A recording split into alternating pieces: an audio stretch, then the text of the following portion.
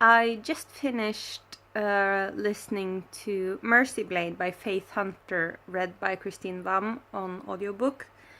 That is the third book in the Jane Yellowrock series about the Skinwalker and vampire hunter Jane Yellowrock. I liked it. I liked the whole...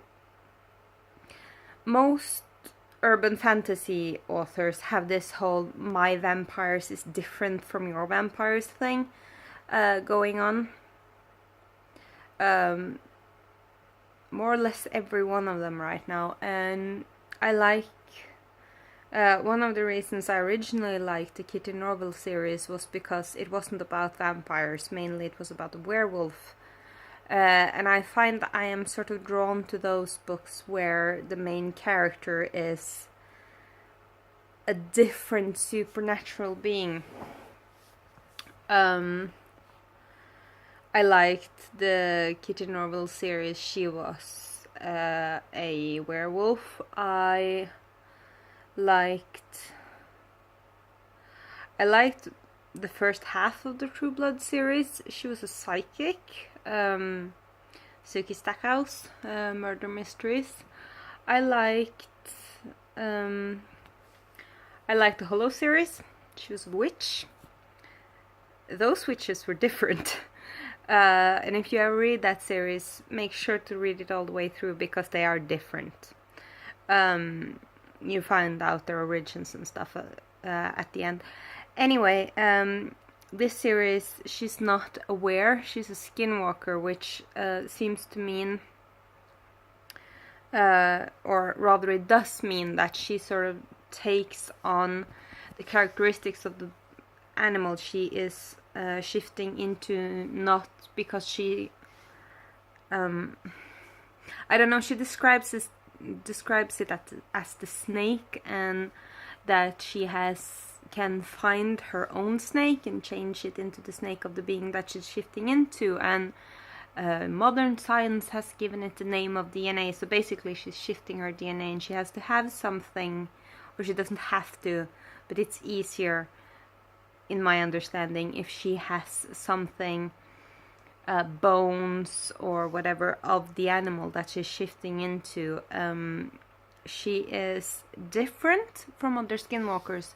She doesn't know any other skinwalkers. There's, at one point, she talks about maybe being the last one. But she's different because she shares her soul with Beast. And the way she describes that reminds me a lot of how in the Kitty Norville series, the main character there describes Wolf as a separate entity from herself. Like, it's Wolf thinks and Wolf does, and when Wolf is in control, it's a different narrative, sort of voice. And with the Jane Yellowrock series, Beast, which is a cat creature, mountain lion, I think, is a different entity from herself with its own voice, and it has opinions about Jane, and it's that sort of dynamic there is really interesting. And this book was about, without spoiling too much, it was about the wares coming out of the closet, because the two first books talks about vampires and witches, and about Jane, who is a skinwalker, being a different thing, but that the vamps and the witches are out of the closet, and skinwalkers not being out of the closet, and there's hinting about there being fey creatures and that being were creatures, and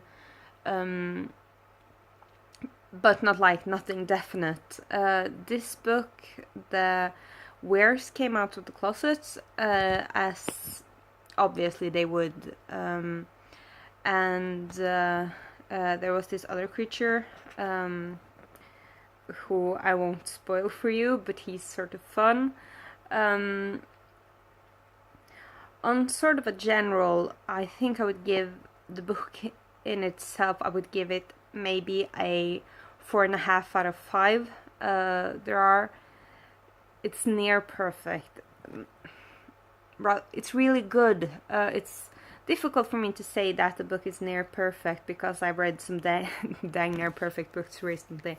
Rare Objects is still so good, and it's difficult to follow that sort of a book. And Christine Vam reads it really well, which helps a good reader can make a mediocre book great. But I think the Jane Yellowrock books I would love either way.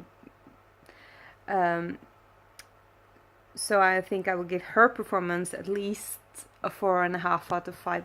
The girl who reads the other series, I don't remember her name right now, but she's even better.